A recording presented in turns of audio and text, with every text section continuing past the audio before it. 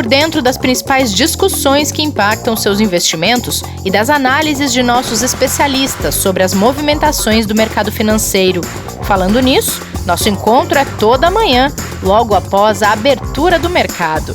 Entre nos canais oficiais do Itaú Personalité e envie suas dúvidas sobre recomendação de investimentos.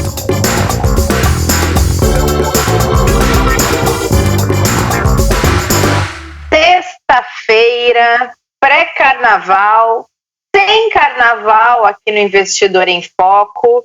E você, Kleber, o que vai fazer no seu carnaval, que não é carnaval? Descansar, né? Já que não tem folia, vamos para outra ponta, né? Bom dia, boa tarde, boa noite. Acho que os foliões aí vão ter um carnaval bem diferente esse ano, né?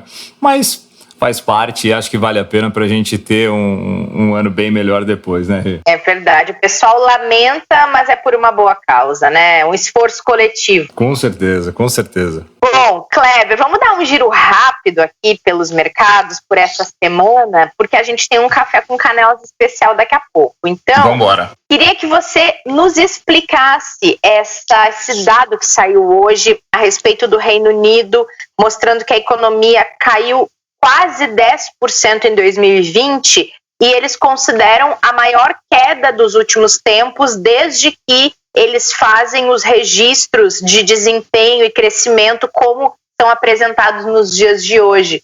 Foi bem feio, né, Kleber? Segundo registros, a maior dos últimos 300 anos, então é isso que você falou, a maior da história, né? A gente teve ali 2 trimestres seguidos de expansão, de recuperação, né? Mas ele já estava num nível muito baixo, né? Mesmo no quarto trimestre de 2019, não vinha muito bem. Então, o tombo foi muito grande mesmo, né? 9,9% em 2020, né? Registrou realmente uma queda histórica. E quando a gente olha um pouquinho mais no detalhe, né? Alguns setores da economia recuperaram, né, parte dessas quedas, né, quando aliviaram algumas restrições no país, principalmente, né, quando começou a ter uma certa liberação para as restrições, né, e para os lockdowns, no âmbito, principalmente, né, quando a gente teve a maior parte do combate à pandemia sendo mais forte, melhorando alguns serviços nos setores de, né, principalmente restaurantes, venda de automóveis, cabeleireiros, por exemplo, né, a economia conseguiu recuperar uma parte, né, bem de leve, né, no último trimestre do ano. O próprio ministro britânico da economia, né, o senhor Rishi Sunak, sinalizou nessa sexta-feira, né, aos meios de comunicação que, abre aspas, a economia sofreu um grave choque como resultado da pandemia, no mesmo sentido dos países em todo o mundo. Ou seja, eles assimilaram, apesar de um número histórico muito negativo, como algo normal dado o cenário, e é de se compreender, né, Rei? Então, é claro que o mercado sempre espera algo um pouco menos pior do que em alguns momentos como é apresentado, mas a gente sabe também que teve motivos de sobra para que isso acontecesse, e a economia do Reino Unido também tem, ontem você comentou, né, poucos países têm possibilidade de gerar estímulos, de gerar condições para recuperação, né?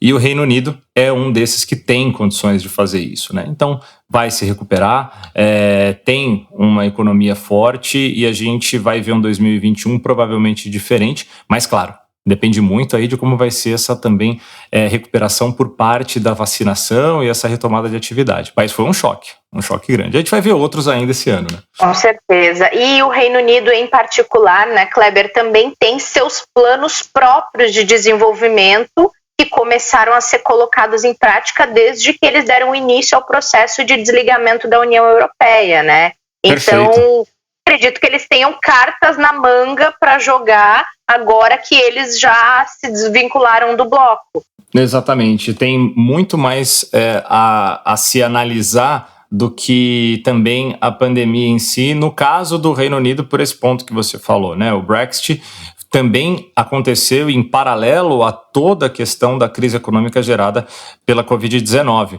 E esses reflexos ainda vêm ao longo de 2021 por todas essas transições que eles vão ter que passar em diversos setores, né?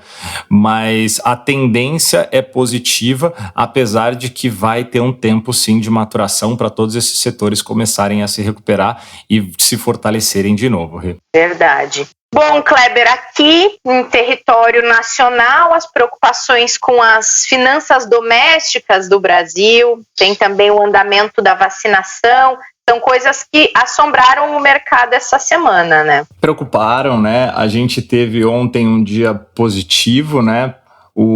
Aquela aprovação, né, do texto base para a autonomia do Banco Central foi um gatilho bem importante, né, para esse otimismo que a gente teve aqui no mercado local. Mas os investidores também se mostraram preocupados exatamente em relação a essas incertezas, né, de como vai ser a questão do auxílio emergencial, né? A gente falou aqui bastante ontem sobre como que é a visão do Arthur Lira, né, o novo presidente da Câmara dos Deputados, e os pontos principais que os investidores e o mercado hoje esperam como que vai ser o início desse pagamento, qual vai ser a origem dos recursos e principalmente se o gasto vai ficar dentro ou fora do teto de gasto, ou seja, se você vai ter um impacto fiscal que preocupe ou não.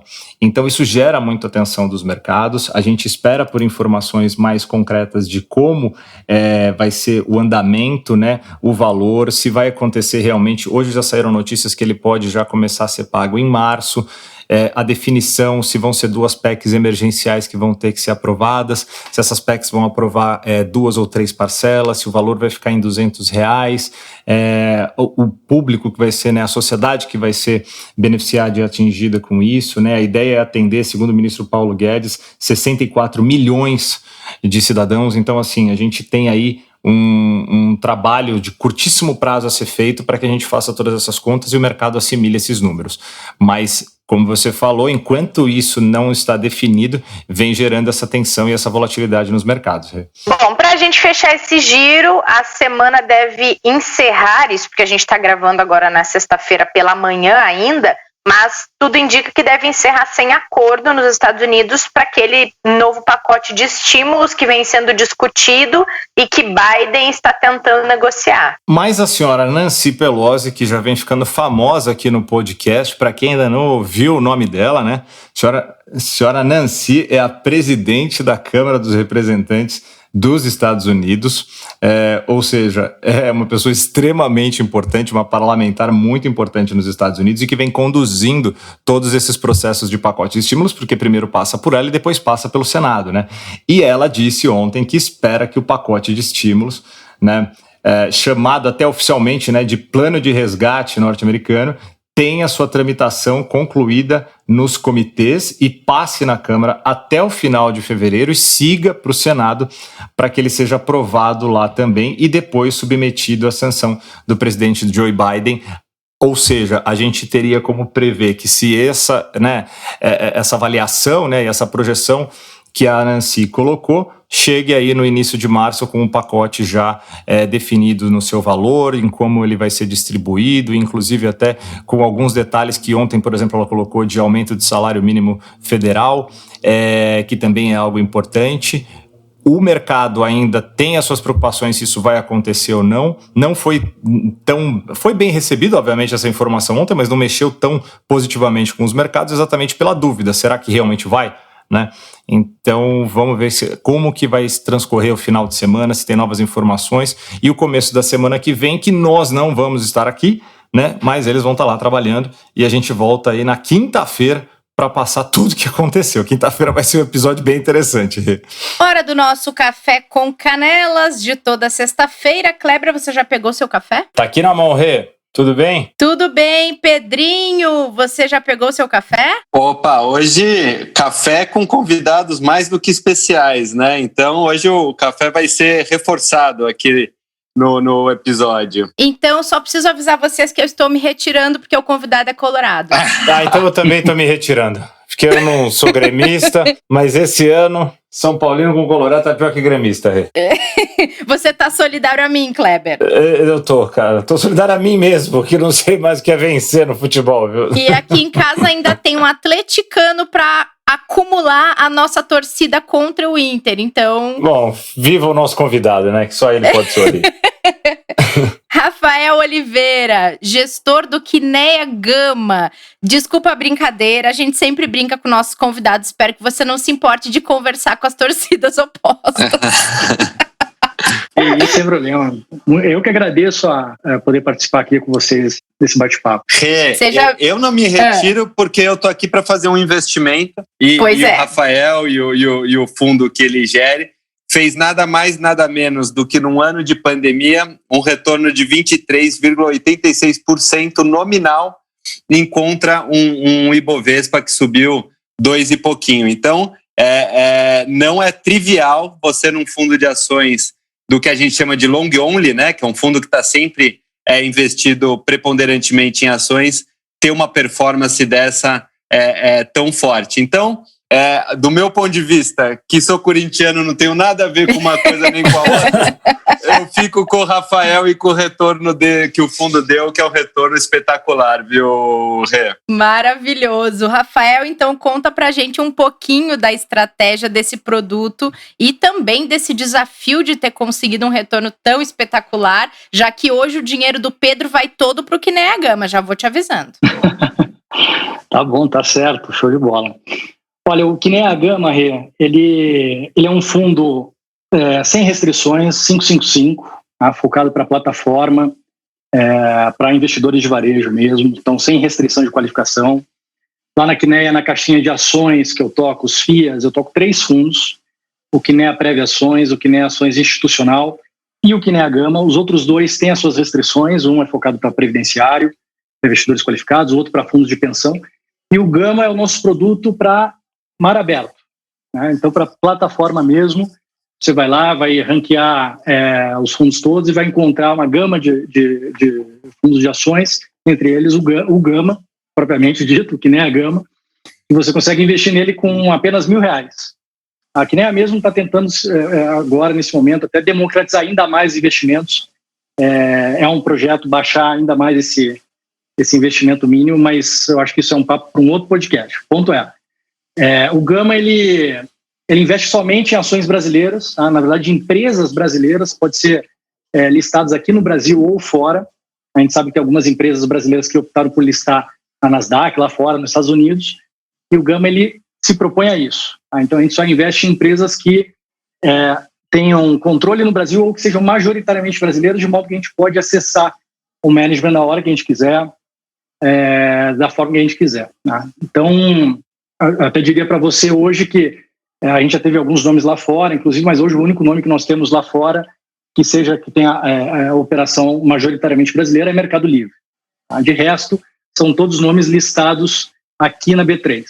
Bom, e no ano passado, em 2020, bom, antes de mais nada, deixa eu até explicar um pouquinho do produto propriamente do Gama. Tá? O Gama nasceu no finzinho de 2019, justamente para pegar os anos cheios. Então, o ano passado de 2020 foi exatamente o primeiro ano do Gama, e nós conseguimos entregar aí mais de 20 pontos acima do Ibovespa.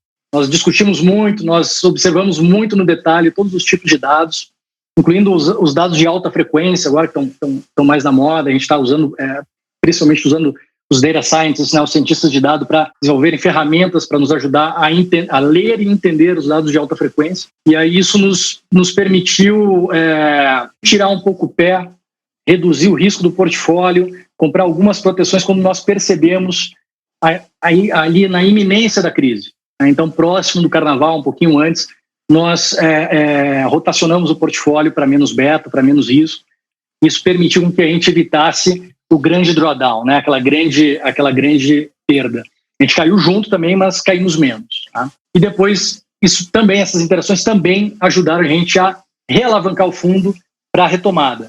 Né? Então, nós conseguimos perceber da possibilidade de reabertura não só da economia brasileira, mas principalmente da economia de São Paulo, que representa 1/3 do PIB nacional. Nós conseguimos perceber isso com uma antecedência de 1 ou 2 semanas e iniciar a rotação de volta para mais beta, mais risco no portfólio, inclusive alavancar. O Gama, a gente pode alavancá-lo até 110%. A gente tem alguns fundos no mercado long only que também fazem isso, né? Ficam operando no limite que ele pode ficar comprado em ações, ou seja, 67%, e chega até alavancar 120, 110, 120, 130. No nosso caso, no Gama, a gente opera com caixa muito baixo, na ordem aí de 3%, 4% no máximo de caixa, eventualmente um pouquinho mais, mas até eu diria para você que normalmente menos. E também podemos até alavancar o Gama até no máximo 110% via opções e futuro, tá? De modo geral, via derivativos. Então foi basicamente isso que nós fizemos. Eu acho que a boa alocação setorial ao longo do ano foi interessante. A gente privilegiou temas de restrição de mobilidade até meados de abril, no ano de 2020. E depois, como eu comentei com você, né, um pouco antes do início da reabertura, nós rotacionamos para temas de reabertura de abril em diante. Nós optamos por carregar uma posição quase nula, eu diria para você, de utilities, por exemplo, e outros nomes que se beneficiam do fechamento da curva. Na nossa cabeça, a curva de juros brasileira sempre carregou um prêmio pela nossa fragilidade fiscal e esse prêmio só iria aumentar com os massivos auxílios aí sendo dados no ano passado. Para a gente não fazia sentido imaginar que naquele momento a curva de juros brasileira ia fechar. A tendência para a gente parecia ser de que ela iria abrir. E, portanto, nós evitamos esses setores no nosso portfólio. Então, em linhas gerais, eu diria para você que foram esses pontos que permitiram a gente ter um bom 2020. Legal. Muito bom. Muito bom. Ô Rafael, eu achei muito interessante a carta, a última que vocês soltaram agora no início do ano, né, do fundo, onde teve uma expressão ali no comentário do gestor que foi assim, né, definitivamente 2020 não acabou. Né, ao menos os problemas do ano de 2020. Isso, obviamente, dado tudo que a gente passou no mês passado, só que a gente já teve alguns acontecimentos do final de janeiro e nesse começo de fevereiro, mesmo sendo muito pouco tempo já, que mexeram um pouquinho mais com o cenário, né? Desse começo de ano, dessa visão que vocês tiveram do início de 2021 e as perspectivas daqui para frente, como é que está a visão de vocês para ações, né, que é o business que você toca de gestão na Kinea? Como que vocês estão enxergando aí daqui para frente, inclusive para a gestão do próprio Kinea Gama? É verdade. A gente colocou essa frase também. Eu relembro também que nós temos os vídeos mensais nas nossas redes sociais, tanto no nosso canal no YouTube quanto no LinkedIn. A carta é sempre muito mais completa, né? Sempre a gente tem mais tempo, né? Tem mais liberdade para escrever. No vídeo a gente tem um tempo mais curto, né? Mas eu sempre relembro a todos que a gente tem os vídeos também para quem quiser assistir. E nós comentamos justamente isso, que o ano de 2020 não acabou. A gente estava animado, né? Todo mundo saiu para comemorar, até não deveria ter saído para comemorar, né? No Réveillon. Mas todo mundo saiu para comemorar o fim de 2020 e nós tivemos uma retrospectiva de 2020 no início de 2021. E não nos surpreendeu. Na verdade, não nos surpreendeu o que aconteceu nesse mês de janeiro, um tanto quanto decepcionante de certa forma. Né? Não nos surpreendeu porque nós imaginávamos que as pessoas não iam aguentar ficar nas suas casas, evitar o encontro com familiares e amigos. Depois de um ano tão difícil, a gente imaginava mesmo que os dados de Covid eles iriam piorar, sim, ainda no mês de janeiro, e que os governantes iam ficar um tanto quanto perdidos no início de ano. E assim, invariavelmente, o assunto do auxílio emergencial ia voltar à tona, ia ser discutido de novo, e agora com o fiscal de novo, né, dessa vez ainda mais presente nas rodas de discussão dos investidores. Né? Então, nós já havíamos deixado o portfólio no fim do ano passado bem comprado naqueles nomes que se beneficiam de uma desvalorização do real, até com um certo hedge, e evitando nomes mais cíclicos domésticos, principalmente nomes de varejo, nomes de consumo discricionário, porque nós imaginávamos que talvez uma das medidas dos governantes fosse aumentar as restrições de novo, piorar a mobilidade, e dessa vez, talvez, pelo menos no início, sem o auxílio emergencial, né? Em paralelo com a redução da poupança formada no ano passado, com algumas demissões acontecendo depois do fim do bem, né, da suspensão dos contratos de trabalho, e, portanto, nós não queríamos estar expostos aí ao consumo. Eu acho que, além disso, cabe também pontuar o que está acontecendo fora do Brasil, tá? Porque eu, pelo menos assim, na Kinea, como eu comentei antes, na Kinea a gente tem uma visão bem macro. As nossas discussões são muito exaustivas no campo macro. Então, e eu acredito muito nisso. Eu acredito muito que é muito difícil você fazer gestão de ações no Brasil, sendo aquele velho investor clássico que só olha para o balanço da empresa e desconsidera o macro, deixa o câmbio para lá, deixa os juros para lá, o importante é a geração de caixa da empresa, os planos dela para frente. Me desculpa, eu acho que no Brasil é muito difícil você fazer gestão de ações sem observar com muito detalhe o macro, tá? Inclusive os próprios gestores de empresas, né, os próprios empresários, CEOs, se fosse com quem a gente conversa, a gente percebe, e eu já tive experiência de analisar empresas no exterior, em outros lugares que eu trabalhei, a gente percebe que os empresários, os CEOs, o management das empresas, eles também se preocupam mais com o macro do que o management das empresas lá de fora. Então, isso é uma característica muito nossa aqui. E lá fora, o que a gente tem percebido está todo mundo falando desse reflation trade, né? Desse processo de reflação global, haja vista o crescimento esperado para o mundo inteiro, alguns países mais, outros menos, com o avançar do processo de vacinação. Nós acreditamos nisso também. É bem possível, e até porque nós temos aí, em comparação ao ano passado, nós temos aí um espaço para crescer, uma base fraca, um espaço para crescer esse ano.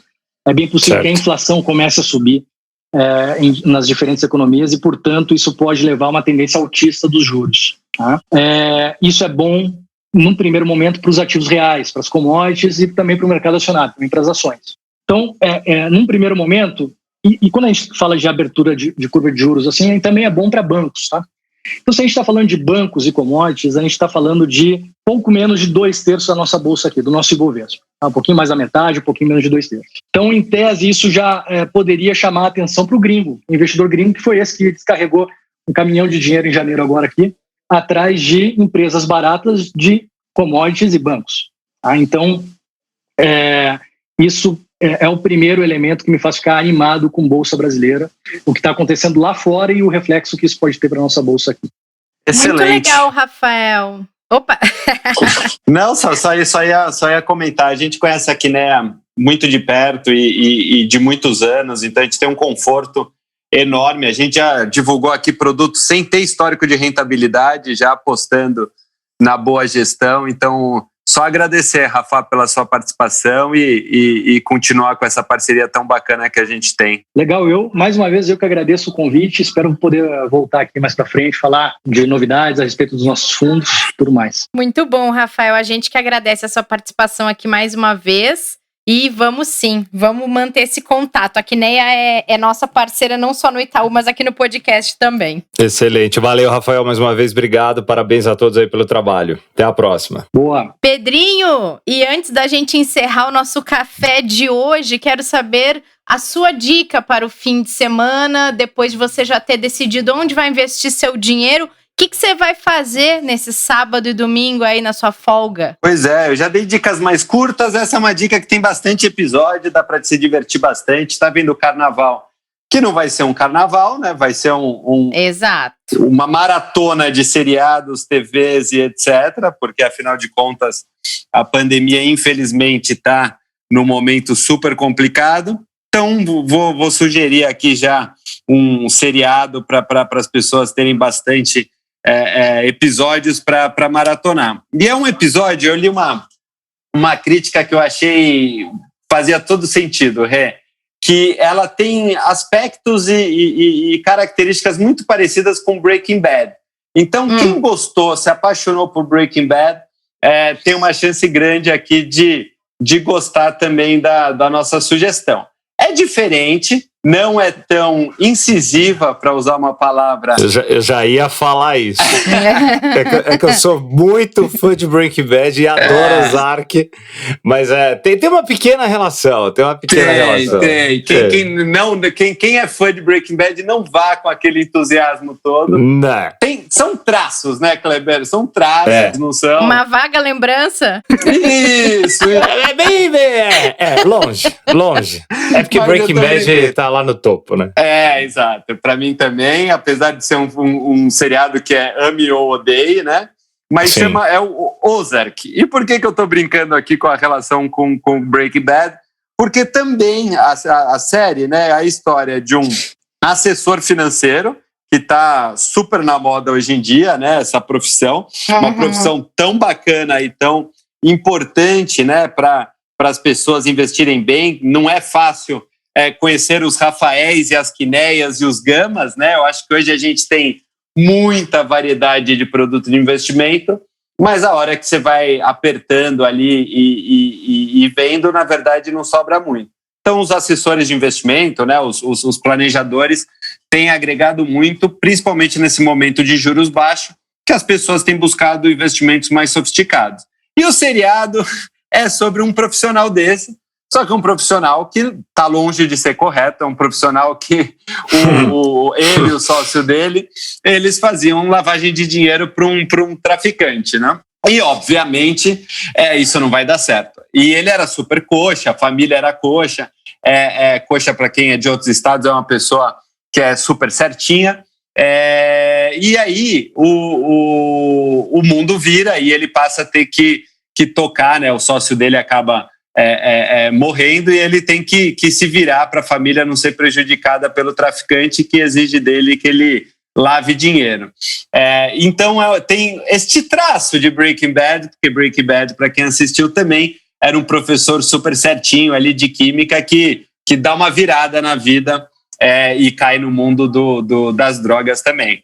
Mas aqui o Ozark é super bacana, assim, ele tem uma pegada muito legal, de comédia, é um barato. O ator é ótimo, né?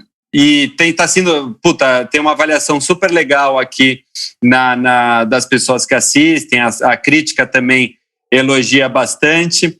Eles estão indicados a prêmio, se não me engano. Sim, vários. A atriz coadjuvante já ganhou Emmy.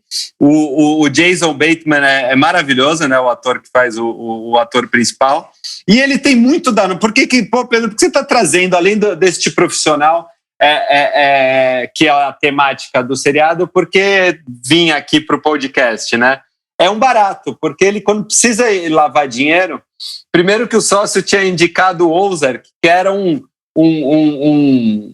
paraíso, um lugar que, poxa, crescia e que era super bacana para lavar dinheiro, e quando ele chega lá, na verdade é um lugar abandonado, com as coisas todas caindo ao pedaço e tal. Uma fria. É uma fria, e ele precisa lavar muito dinheiro pro traficante. Então você imagina chegando... É muito dinheiro. E aí você chega num lugar que é super mal desenvolvido, com um caminhão de dinheiro para precisar lavar, e ele começa a empreender. Então ele começa a investir em hotel, ele busca qualquer negócio para conseguir gerar recurso ali, fazer a lavagem de dinheiro. Então é um barato o seriado. Eu super indico aqui para quem quer passar um momento relax. Para quem não gostou de Breaking Bad, não se preocupa, é só essa correlação entre um profissional que seguia a vida certinha e de repente se vê inserido no mundo das drogas. Exatamente, mas para por aí, como o Kleber falou, não é tão pesado, não é. O Breaking Bad é um seriado mais profundo aqui nas questões humanas e na relação que eles tinham lá. Esse é mais leve, esse é mais para a família, é um seriado mais tranquilo, mas é bem bacana. Muito bom, muito bom. Eu não assisti esse ainda não, Pedrinho, mas outro dia eu estava estudando